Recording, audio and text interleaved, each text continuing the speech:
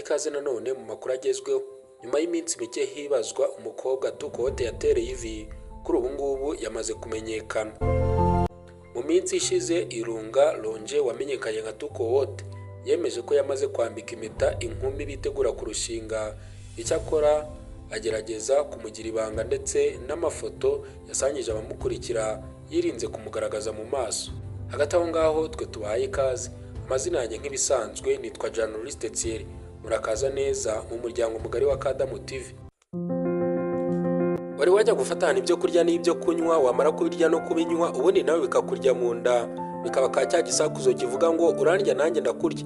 Birumvikana neza ko aha ngaha uri mu nzira nziza zo kugira ubuzima bubi.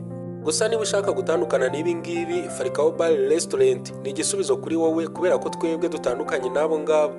Tubafitiye ibyo kurya byiza kandi by'amoko yose, ibyo kunywa bitandukanye kandi byujuje ubuziranenge, ndetse n'amacumbi meza uryamamo ugatandukana n'amavunane icyarimwe na stress. Bivuze ngo ni ahantu heza wasohokana abawe cyangwa se ubwawe ku giti cyawe ubundi mukanezerwa.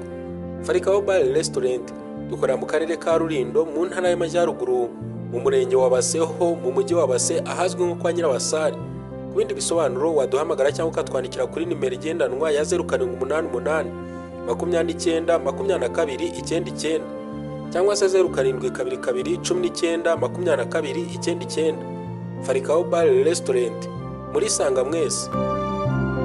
Nyuma yo gusangiza abantu amafoto ye y'iyi nkumi itagaragara mu maso, amatsiko yari yose ku bakunzi b'imyidagaduro, ndetse hatangira guhwihwiswa benshi mu bakinnyi ba sinema.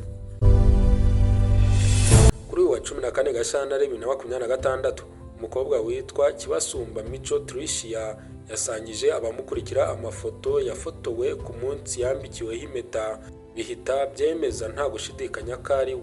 Tukote nawe yashize andi mashusho kuri Instagram ya Kibasumba amwifuriza umunsi mwiza w'abakundana. Mu kiganiro yagiranye n'itangazamakuru igihe yari amaze kwambika impeta umukunzi we, Tukote yabereye ibamba umunyamakuru wifuzaga kumenya amazina y'uwo mukobwa bitegura kurushinga, gusa yemeza ko ubukwe buri vuba. Ati, mu kiganiro nabahaye sinababwiye ko uyu mwaka mfite ubukwe, mube mushyira hafi amakote rero. Iby'amazina byo sinabibabwira, nta nubwo nshaka kumuvugaho cyane.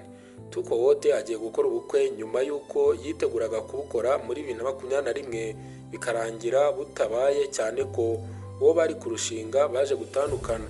Tukote yaraherutse gutangariza igihe ko afite umukunzi bitegura kurushinga mu ntangiriro z'uyu mwaka.